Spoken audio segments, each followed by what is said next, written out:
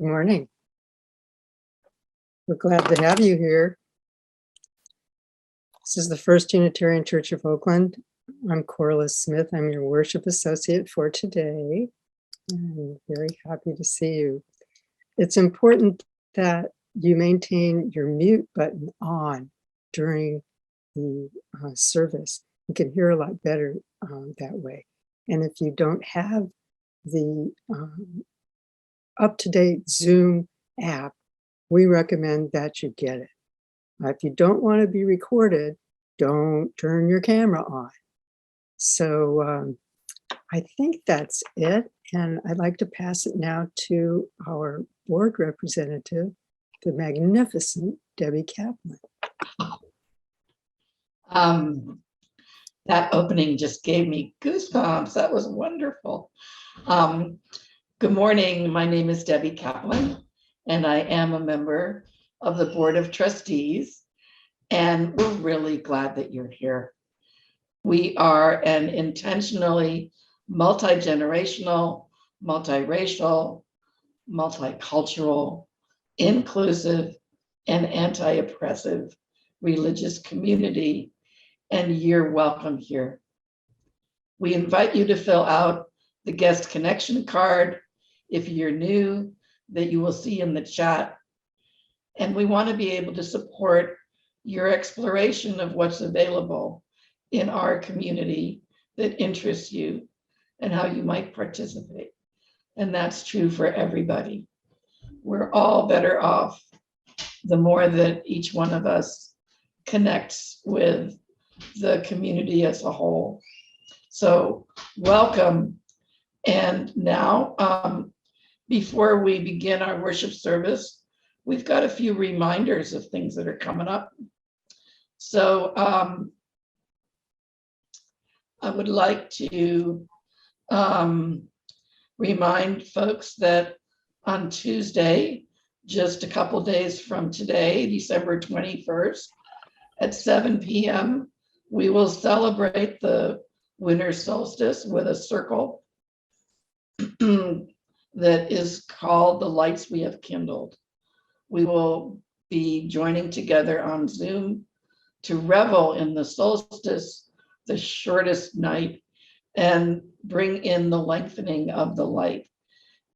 Please join us, bring a candle and a pen and paper. And the Zoom link will be in Community Connections holiday update and in the links for this worship on this Zoom session. Also on Friday, December 24th, Christmas Eve, we've got several things that are going to be going on. We are going to replay the holiday concert that took place this last Friday night.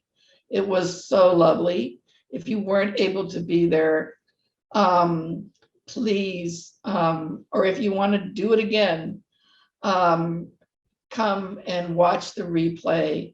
It was really lovely, really fun, and just warmed my heart. There's a family Zoom Christmas Eve gathering at 6 p.m., a great and joyful event that will be a celebration of Christmas. Join us for stories and songs to explore the blessings of Christmas. And then at 7:30 p.m. on Christmas Eve, we will have a Zoom celebration of Christmas Eve with a message of joy, love, and hope for our community. So there's a lot going on. We don't want anyone to be feeling lonely on Christmas Eve. And then for those of you who are contributing to our church and are thinking about your end of the year contribution, please be aware that checks that are placed in the church offering during the first worship service in 2022 will not qualify for a charitable contribution deduction in 2021 on your taxes, even if the check is predated to 2021, or if it was written in 2021.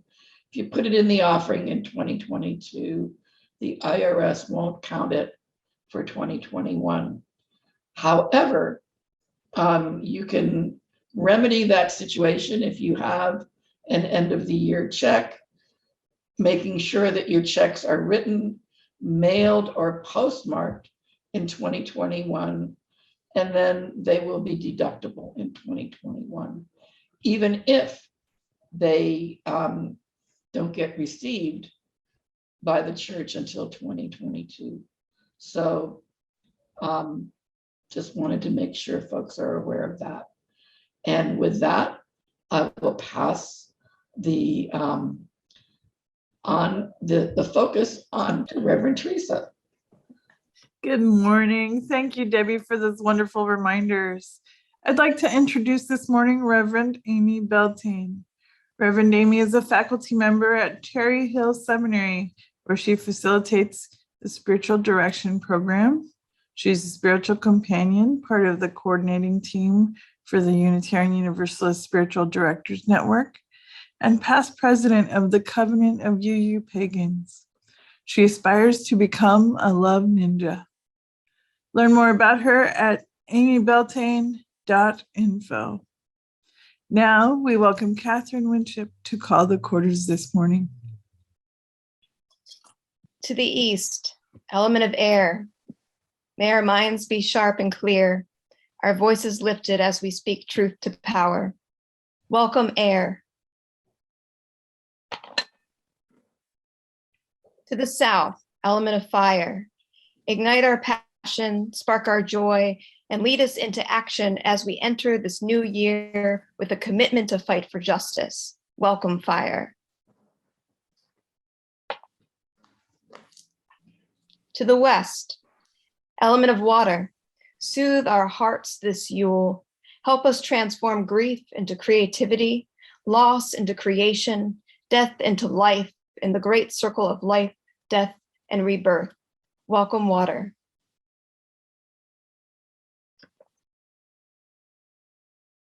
To the north, element of earth, protect our bodies and health and those of our loved ones and neighbors.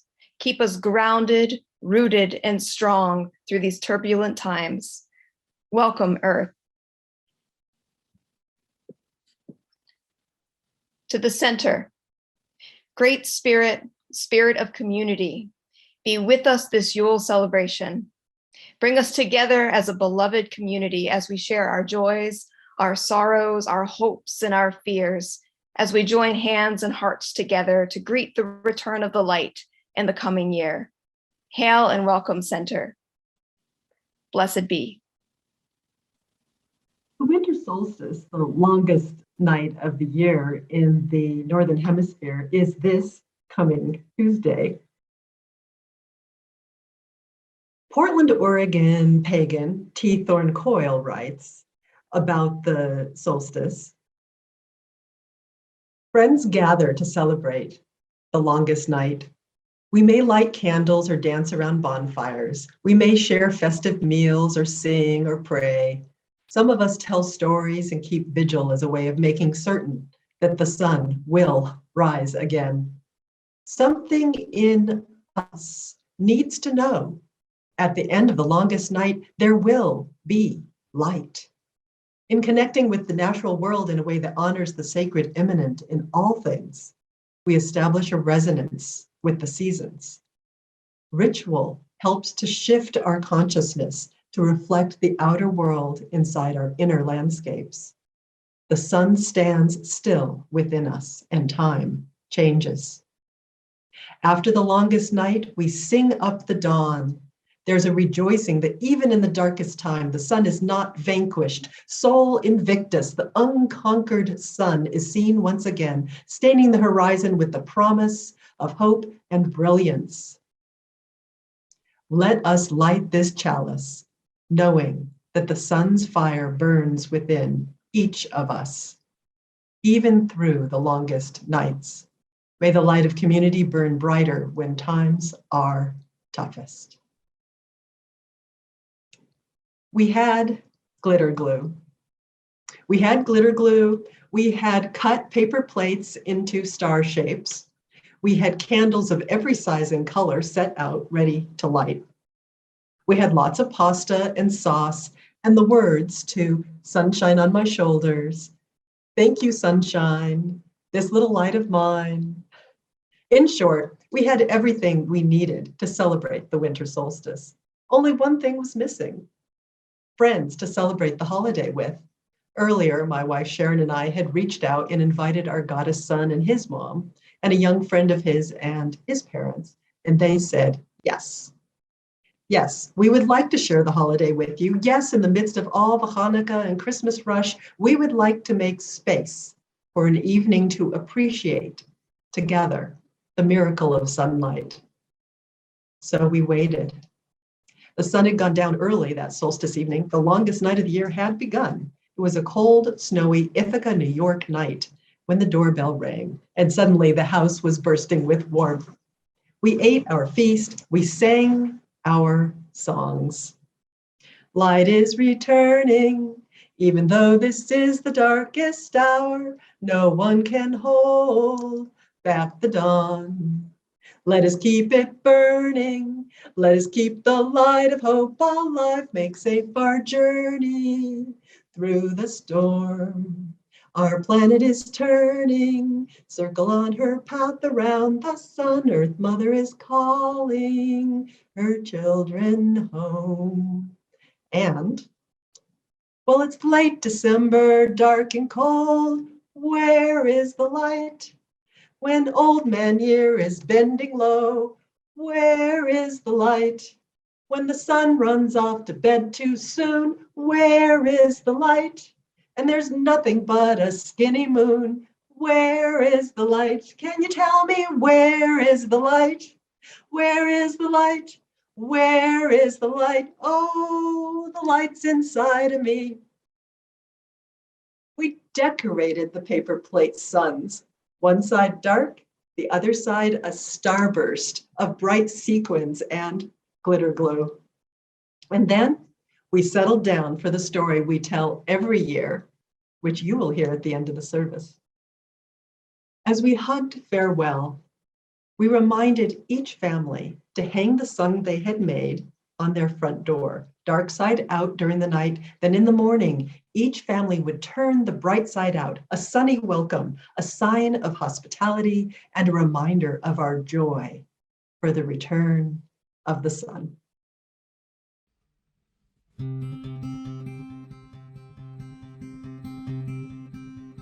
Ya-da-da, ya-da-da-da, ya-da-da-da-da-da, ya-da-da, ya-da-da-da, ya-da-da-da-da-da, ya-da-da-da,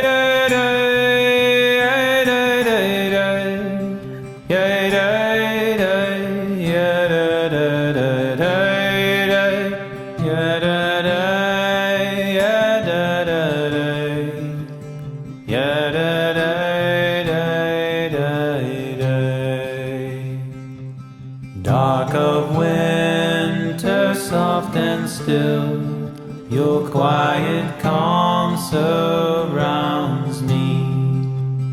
Let my thoughts go where they will, ease my mind profoundly, and then my soul will sing a song, a blessed song of love eternal, gentle darkness, soft and still, bring your quiet to me.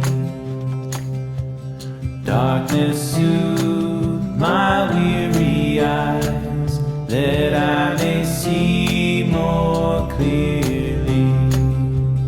When my heart with sorrow cries, comfort and caress me, and then my soul may hear a voice, a still small voice of love eternal, when my fears arise, let your peace flow through me.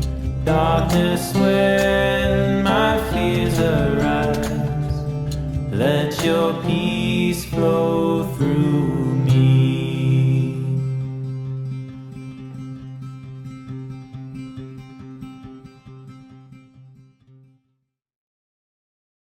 Maybe some of you know that bell hooks, feminist scholar and writer, interesting person, died this week. Here is a quotation to introduce our Black Lives candle. Genuine love is rarely an emotional space where needs are instantly gratified. To know love, we have to invest time and commitment. Dreaming that love will save us, solve all our problems, or provide a steady state of bliss or security only keeps us stuck in wishful fantasy, undermining the real power of love, which is to transform us. Today, we light the peace candle with these words. Peace is a result of retraining your mind to process life as it is, rather than as you think it should be. So may we live. Gathered here in the mystery of the hour, gathered here in one strong body, gathered here in the struggle and the power, Spirit draw near. Gathered here in the mystery of the hour, gathered here in one strong body, gathered here in the struggle and the power, gathered here in the struggle and the power, gathered here in the struggle and the power, gathered here in the struggle and the power, gathered here in the struggle and the power, gathered here in the struggle and the power, gathered here in the struggle and the power, gathered here in the struggle and the power, gathered here in the struggle and the power, gathered here in the struggle and the power, gathered here in the struggle and the power, Spirit draw near. That recording is from the Chancel Choir. Wonderful. Well, now we will hear a reflection from Catherine Mitchell. Welcome, Catherine. Good morning, church. Happy Yule. Welcome to the longest night and the shortest day of the year. The winter solstice is a great time for us night owls. I write best at night. I think sharpest at night. I create. I dream at night. I come alive in the hours when most of the world is sleeping soundly. I love the peace, the stillness, the mystery. There's a good reason long before being introduced to Unitarian Universalism, I found my spiritual home in a religion that meets primarily at night and celebrates midnight as the peak magic time, the witching hour. But as I've learned from all of you in my relatively short time as a UU, there is a joy in waking with the sun and singing and dancing gleefully in our sanctuary, which will happen again very soon. Lighting that chalice and claiming light as a life force and source of aspiration and inspiration. I'm a Unitarian Universalist pagan and a pagan Unitarian Universalist, honoring the divine spark while chanting in the shadows. Yule reminds us that there is light in darkness and darkness in light, and both are not only able to coexist, but are interdependent. A new opportunity after a layoff from a job that was no longer nourishing, a time of clarity after a relationship's end, a newborn introduced to the light of birth after a long night of painful labor following months of nourishing darkness. The night brings forth the day. Darkness bursts the light. Yule is a time for deep reflection, faith, and wisdom. faith that the light will return after a period of darkness, wisdom only found in the sweetness of sleep and the intimacy of hunkering down with family and friends. In the tarot, a divination tool many witches and non-witches alike turn to for guidance, the card of the Hermit marks a period of introspection, meditation, self-reflection, solitude, soul-searching. But it can also signify a great loneliness, sadness, withdrawing from loved ones, an exile of sorts. The past few years of forced isolation has taught me it's not really either or, it's both. We are living with so much loss and uncertainty on a daily basis. As this pandemic looms over us still, it's easy to get lost and succumb to a lanternless fatalism, or holding our breath, just waiting for the light to return. And as in many things in magic, our power lies somewhere in between. How do you perform your alchemy? How are you befriending the dark? What does the Hermit have to teach us? Right now, I'm visiting my hometown of Baltimore this week. Last night, I went with some friends to the locally famous 34th Street in a small neighborhood called Hamden. It's a fun play on the movie Miracle of 34th Street, but clearly the Baltimore version. Ours isn't really a street so much as a block. Every year, the inhabitants of that block string lights on in between their houses and create shiny, elaborate light displays on their lawns. Christmas displays, Hanukkah displays, and even an abstract hubcap tree as neighbors share hot chocolate and good cheer. Maybe it's because I've been away from people for so long, or maybe it was sheer nostalgia, but that silly single block truly felt like magic. People in a troubled city gathering peacefully together to celebrate the season. I returned afterwards to an empty house, devoid of family and furniture, with a smile and a newfound fondness for my hometown. I had dreaded this trip for the promise of sadness and solitude, and instead had found joy, community, and a sense of belonging. It felt kind of like a miracle. Those lights on that street can't be seen in all their glory during daylight hours. Those lights shine brightest at night when darkness is wrapped around us like a cold yet cozy blanket. When the frost thaws and the long days return, that Hamden Street will again become sparsely populated and forgotten until Yule comes around again. May we all find our miracle this season, celebrating the light that helps us see our shadows clearly, and celebrating the darkness that allows the light to shine even brighter. May we work to find beauty and strength in darkness, inspiration in the embers, and together greet the dawn. Happy Yule and blessed be. So please go ahead and unmute your microphone so you can say hello to your neighbors. ¿Cómo estás? Bien, ¿y tú cómo estás? Bien. Bien, gracias. Qué alegre. Hey, everybody. Hello. Good Good morning. Everybody. Great job, Catherine.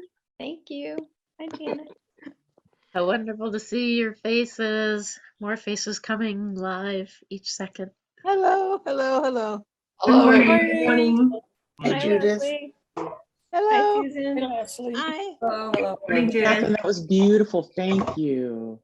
Hi, Mary Jane. Hi. Oh, where's Mary Jane? Hi, Judith. I just got here. There's Mary Morning, Jane. Cozy. I just got Kathy here. and Aaron. Hi, ladies, people. Hi, Sarah. Hi, Janet. Hi, Dennis. Glad you're okay. Good morning, Hi, Donna. Daisy. Hi, Sally. Kathy. Sarah, Hi, I like Dave. your mom. Hi, Sarah. Hi, Dave. Your mom's song. Hi, Donna. Hi, Marilyn. Hi, MJ. Susan. Hi, Penny. Hi, Corey. Everyone. All right, I love that. I Hi, love Reverend Dick. Amy. Oh, I like Hey, your Jay son, and too. Todd. Deadhead. Very cute. Susie. Hi, Hi, Sally. good to see you. Hi, Claudine. Hello, Emily. Hi, Sarah. Hey, Sally.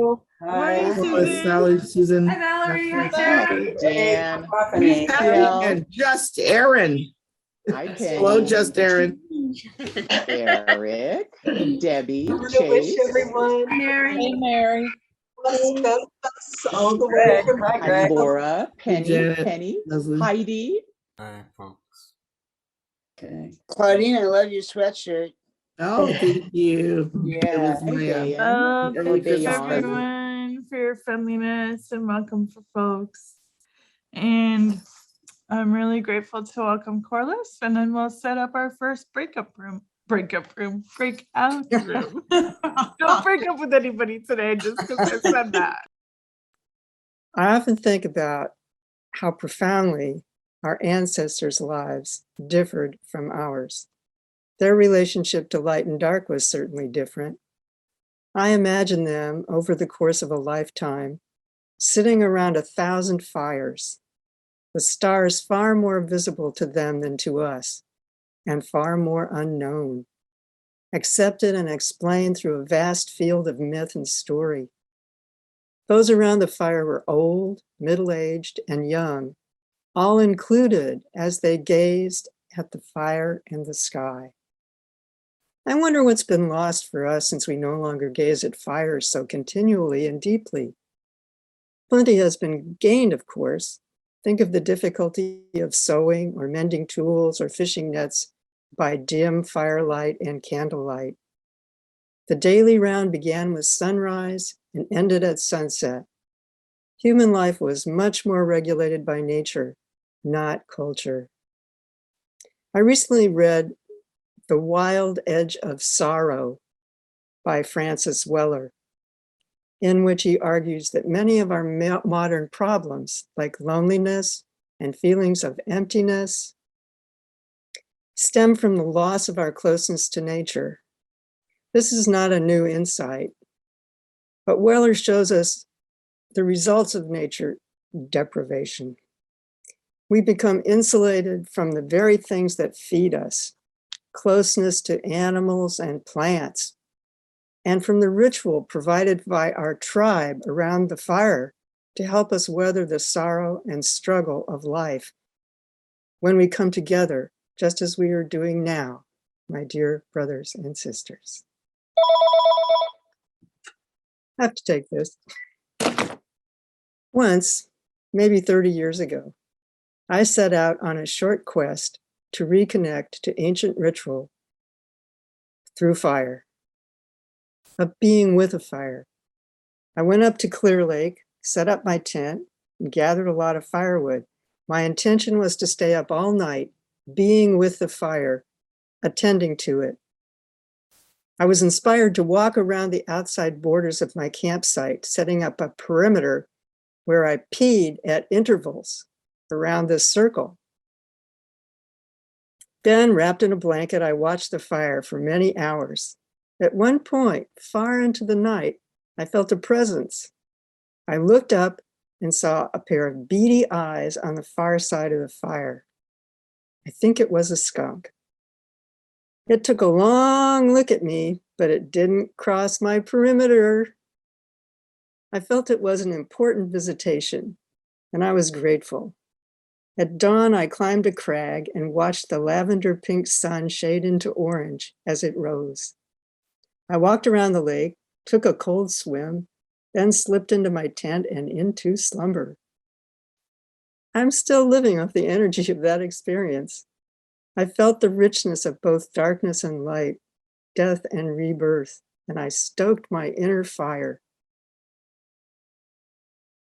Maybe last week you heard, as I did, about a most amazing feat.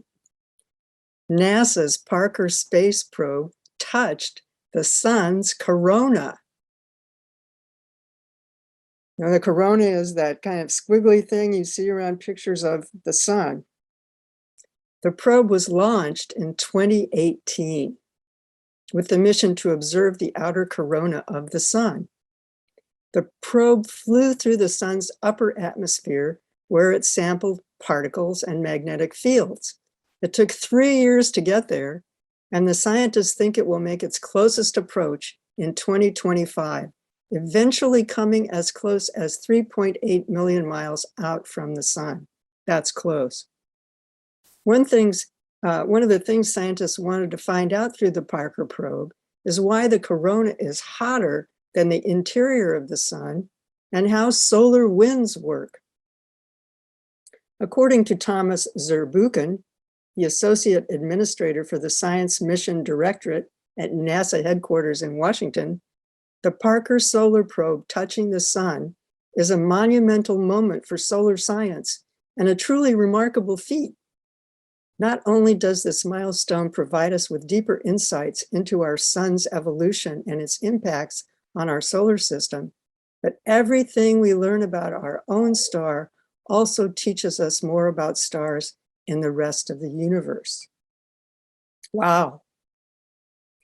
How could we explain this to our ancestors around the fire?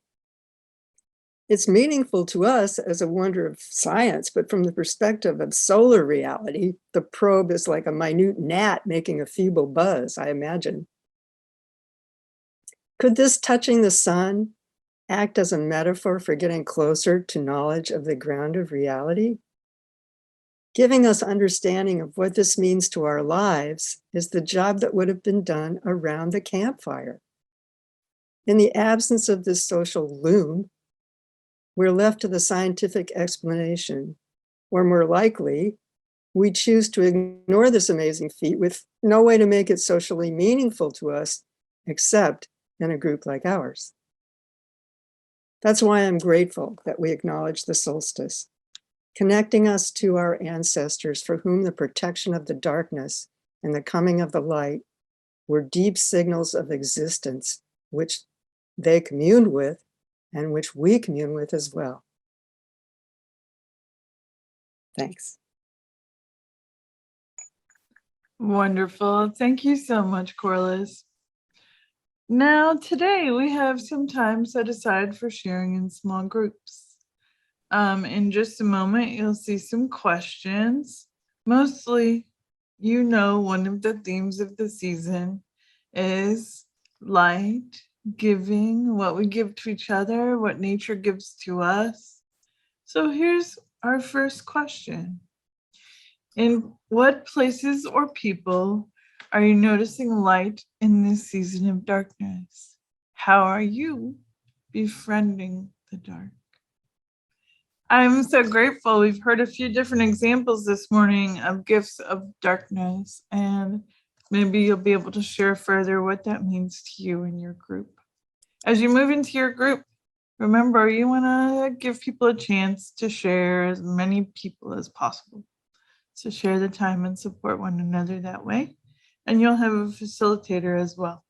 Let's do it up. I'm trusting that you heard some sources of light in your breakout room. And we're going to go ahead and go directly to our next one in just a moment. Here are the questions. What gifts does this community bring to your life? What gifts do you bring to it? So for just a moment, you'll be moved around to be in your room. And please greet your group mates and reflect on this question, making sure that everyone has as much time to speak as possible. Welcome back, everyone. I hope that you heard and shared some gifts with folks in your small group.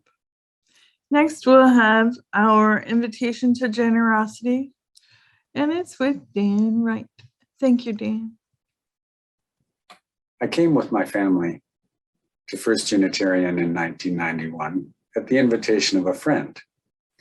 He knew I was looking for a place to expand my concept of a higher power, and also where my whole family could be part of a community. We found both of those things here. And I might have moved on, but I found and so much more here. I've found my voice. But more importantly than that, I learned to use it humbly in movement building, rather than to trying to accomplish things by myself. This community holds up a vision of multicultural, anti-oppressive community. I want to be part of such a beloved community. Until that vision is realized, I'm here to contribute physically, spiritually, and financially. I want to thank the stewardship team for offering me the opportunity to share these words with you. Will you join with me to say the words of our congregational commitment? They'll appear on the screen. We'll do that in just a second, but we're going to take a little time here so that you can write down the ways to give.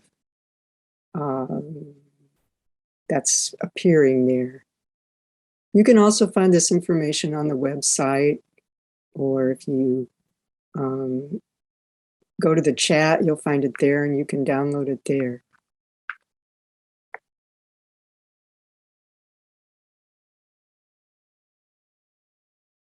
You ready? To the work of the church, which is weaving a tapestry of love, we we call community. dedicate ourselves, and these are offerings. Wonderful. Now we'll have a song by Vincent Raines called Heavenly Sunlight.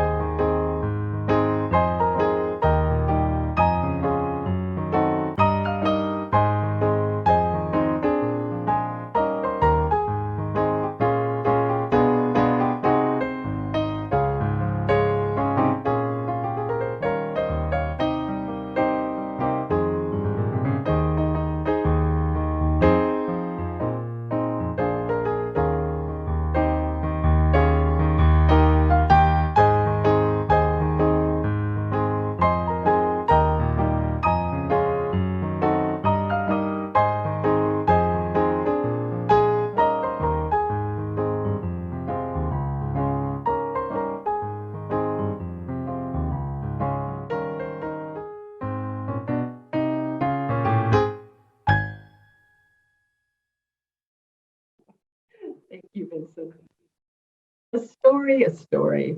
Let it come, let it go. Circle round and I'll tell you a story about when the sun was born again. It was the middle of winter, and the sun had grown very old. All year long, the sun had worked very hard, rising and setting day after day. All year long, the sun had fed everybody on earth, shining and shining, giving energy to the trees and the flowers and the grasses so they could grow and feed the animals and birds and insects and people.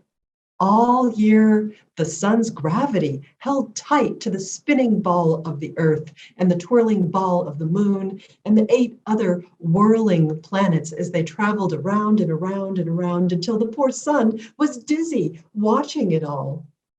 Now, the poor, tired sun could barely make it up in the morning, and after a very short time needed to sleep again.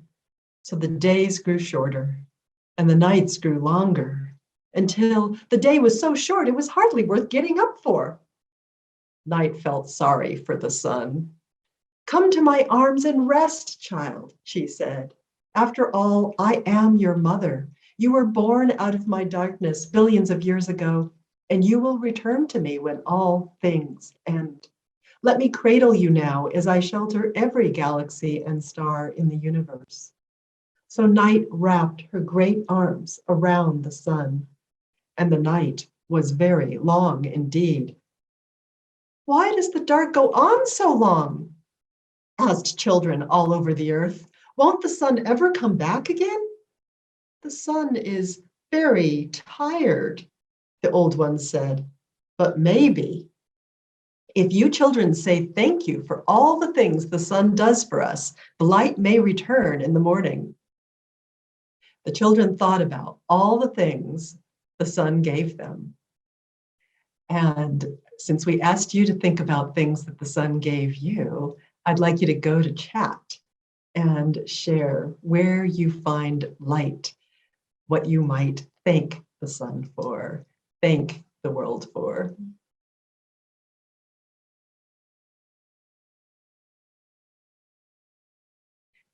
Thank you. "Thank you for growing the lettuce and the corn and the rice and the wheat," the children said.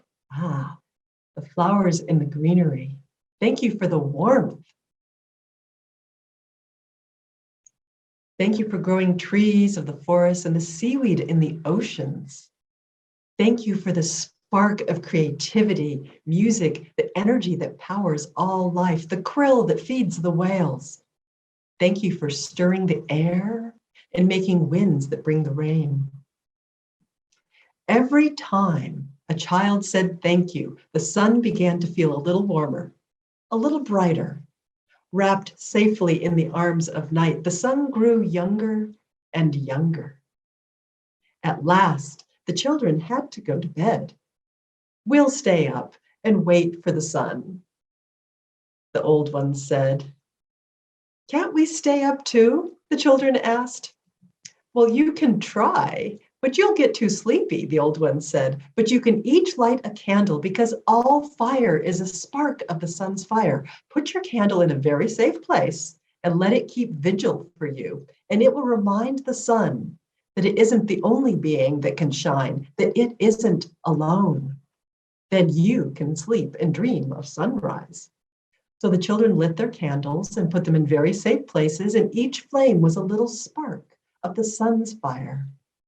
And the sun peeped out from between the arms of night and saw all the little fires and began to feel warmer and brighter and younger still. And as you think of the sparks of sunfire you've noticed in other people in this community, put those in the chat. Where is the light? Where is the light? Can you tell me now? Oh, where is the light? The light's inside of me. Early in the morning, the old ones woke the children. Together, they climbed a high hill and faced to the east, the direction of sunrise. They sang songs to the sun and ran around trying to keep warm. They waited and waited to see what dawn would bring. And the sky began to turn from black to indigo to blue. Slowly, the sky grew light. A golden glow crept over the horizon, and night opened her great arms. And in a burst of brightness, the sun appeared, new and strong and shining. For in the long night, the sun had rested well and grown young from the songs and the thanks and the sunfire of the children, young and brand new, like a baby born out of night once more. Everybody cheered, and the children jumped up and down. The sun is returned, the sun is reborn, the people cried. And they danced and they sang to celebrate the birth of a new day, and then went home to breakfast. My story is done, but this story will go on as long as grass grows and rivers run. And now we're going to extinguish our chalice. May we each feel a little bit of the sun's fire within us. As we extinguish this chalice, may the warmth of community and the spark of love burn ever brighter within each of us. Blessed be. And now it's time to dismiss the elements. To the center, thank you, Spirit, for weaving this beloved community together. To the north, thank you, Earth, for your healing. To the west, thank you, water, for your transformative power and love. To the south, thank you, fire, for your passion. To the east, thank you, air, for your wisdom and clarity. Farewell and thank you, elements. Blessed be.